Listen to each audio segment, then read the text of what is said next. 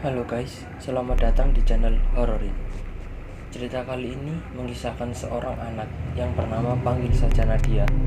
Seorang anak berumur 15 tahun yang seluruh keluarganya adalah anggota keluarga Indigo. Cerita bermula ketika Nadia dan kakaknya pergi ke sebuah warung sate. Sampai di sana petaka yang tak disangka-sangka terjadi. Hingga sampai pulang pun mereka dibuat berpikir keras. Sebenarnya apa yang terjadi di sana?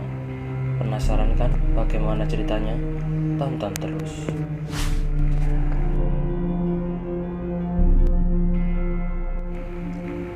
Nadia Donna Putri. Itu adalah nama lengkapku. 8 Agustus 2011. Tepat 1 minggu setelah aku pindah ke kota ini, Bandung. Aku tinggal di sebuah perumahan yang bisa disebut perumahan ini masih baru. Masih banyak bangunan yang belum jadi pasir, berserakan, dan debu yang masih terasa di hidung ini. Hari ini tidak seperti biasanya. Kok suasana sepi banget ya? Hening, tidak ada suara apapun. Aneh, kataku. Lagi asik melamun, tiba-tiba ada yang menyeletuk. Loh, Dek, itu siapa? Aku langsung menoleh karena sedikit terkejut.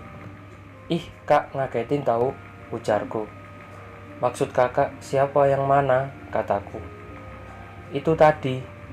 Loh, mana anak itu tadi? Kata kakakku sambil mengucek matanya. Orang tadi adik di sini sendirian, Kak. Ada. Tadi ada anak.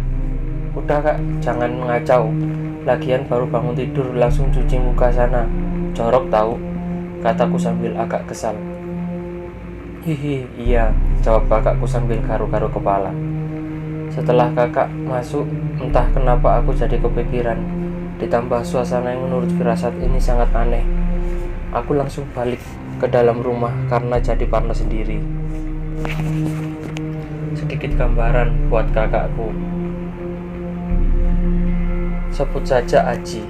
Berambut panjang, gondrong tapi rapi, tinggi. Sekitar 178. Badan dibilang kurus enggak, gendut juga enggak, mungkin bisa dibilang sedikit atletis. Kakakku bisa dibilang sama, mempunyai kelebihan denganku, bisa melihat atau merasakan, bahkan bisa dibilang lebih peka dari aku. Karena aku pernah diceritain dulu kakakku sering sakit-sakitan, bahkan pernah sampai gak sadarin diri selama 3 hari. Singkat cerita, saat aku mau masuk rumah, baru aku mau duduk di depan TV. Tiba-tiba perutku bunyi. Aku langsung bergegas ke dapur. Lalu terlihat tudung saji yang tertutup dan aku berharap ada makanan karena cacing-cacing di perutku sudah mulai berontak. Setelah aku buka, ternyata hanya sebuah potong ayam yang tinggal separuh. Pasti ulah kakak, kataku sambil cemberut. Tapi gak mau aku makan, walaupun tidak ada nasinya. Karena ibuku juga belum datang. Ibuku bekerja sebagai guru di suatu sekolah dasar. Setelah aku nyemil di dapur, aku langsung balik dan alhasil ketiduran. Dek, bangun dek. Aku terbangun karena ada yang memanggil dan menepuk-nepuk pipiku. Ternyata aku ketiduran sampai sore. Iya bu, adik ketiduran tadi, sahutku sambil ucek-ucek mata. Kakak mana dek? Kata ibu. Tadi katanya ke kampus mau ngurus organisasi katanya. Oh iya udah, nanti kalau pulang kamu beli sate di depan apotek ya, depan gang. Ibu penasaran, tadi lewat situ rame banget, kayaknya enak banget. Oke bu, jangan lupa juga ya buat adik, ujarku sambil memelas. Singkat cerita, jam 7:30 aku mendengar suara mobil kakakku. Aku langsung lari menghampiri kakak yang lagi parkir. Kak, disuruh ibu beli sate yang katanya rame depan gang itu. Katanya penasaran kayaknya enak. Ya udah ayo, mumpung kakak mau beli rokok juga. Sesampainya di depan warung, emang benar, ternyata rame banget. Tapi ada yang aneh. Yang aku lihat, orang-orang yang makan di sana seperti gerak-geriknya aneh. Padahal rame, tapi nggak ada orang yang ngobrol satu sama lain. Tiba-tiba, kakakku bilang, Dek, jangan bicara aneh-aneh saat di sana. Rupanya kakakku menyadari apa yang barusan aku pikirkan. Setelah kita parkir di depan warung, karena warung ini ada semacam teras, yang kami pikir di situ kemudian kami turun. "Pak, satenya 4 porsi ya," kata kakakku. Aku tertegun sebentar. Kok ada yang aneh ya, pikirku. "Siap mas, ditunggu ya," kata bapak penjual sate itu. Kemudian kami duduk sambil menunggu pesanan kami selesai. Sedikit gambaran. Warung sate ini dibilang besar. Di belakang warung ada lapangan agak luas, jadi tempat duduk ditaruh di situ. Depan warung langsung menghadap jalan raya. Setelah itu tepat di samping tenda ada pohon mangga yang sepertinya sudah tua. Lagi asik-asik melihat, mataku terpaku pada salah satu pelanggan yang duduk di pojok dekat kubangan air atau biasa disebut got, di mana dia makan sambil menunduk dan makannya gak biasa seperti orang yang kelaparan 3 hari. Terus aku memperhatikannya sampai sepertinya fokusku terfokuskan ke satu titik saja. Tiba-tiba, buk, suara meja digebrak. Lalu dia perlahan mengangkat kepalanya dan langsung menatapku dengan wajah datar, sangat-sangat datar. Dia menatap tajam ke arahku, lalu perlahan senyum sampai selebar pipi. Rasanya aku mau pingsan saat itu juga, tapi seperti ada sesuatu yang menahan kesadaranku sampai aku melihat sekelilingku dan benar saja tidak ada seorang pun. Di sini hanya aku dan makhluk entah apa ini. Bahkan warung sate dan mobil kakakku pun gak ada. Lalu makhluk itu dengan senyumnya perlahan menghampiriku. Pelan-pelan dengan badannya yang bisa menembus benda sekitar. Aku nangis jadi-jadinya. Kenapa ini? Apa salahku? Ketika aku menangis sambil menunduk, tiba-tiba ada yang merangkulku dari belakang.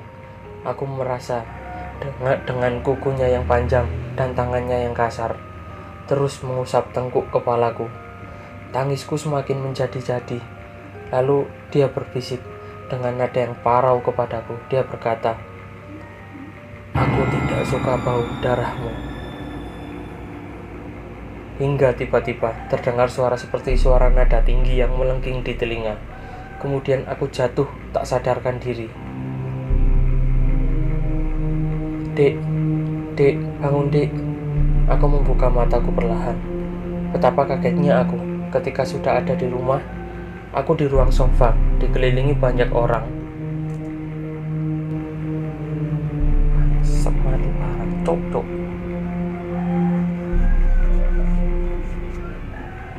3.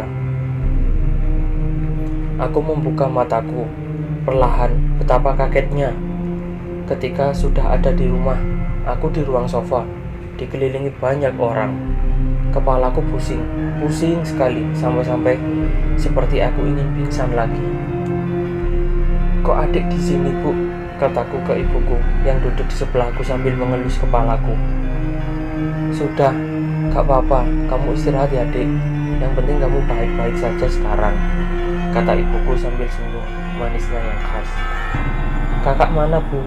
Bukannya tadi adik sama kakak?" tanyaku kembali, karena aku tidak melihat kakakku sama sekali. Lalu ibuku menunjuk ke ruangan tengah dan bilang, "Itu kakak lagi makan sate sama temannya." Aku berpikir, "Hah? Teman?"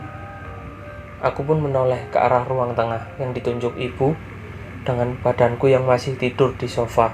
Aku kaget, lemas, seluruh badanku bergetar hebat. Aku melihat kakakku yang sedang duduk sambil makan, seperti orang kelaparan, dan di samping kakakku ada makhluk itu menghadap dan memandangku dengan senyumnya yang sangat lebar. Badanku tambah bergetar hebat. Lalu aku dengan sekuat tenaga ingin menoleh ke ibuku sambil menangis. Ketika aku menoleh ke ibu, sekarang ibuku sambil matanya yang melotot lalu bilang, "Gimana? Seru nggak?"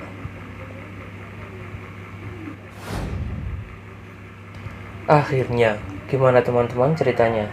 Kalau kalian suka, ayo subscribe channel ini agar bisa terus membagikan cerita-cerita yang lebih seru dan lebih baik tentunya. Saya Oki, pamit undur diri. Assalamualaikum warahmatullahi wabarakatuh. Selamat jumpa lagi.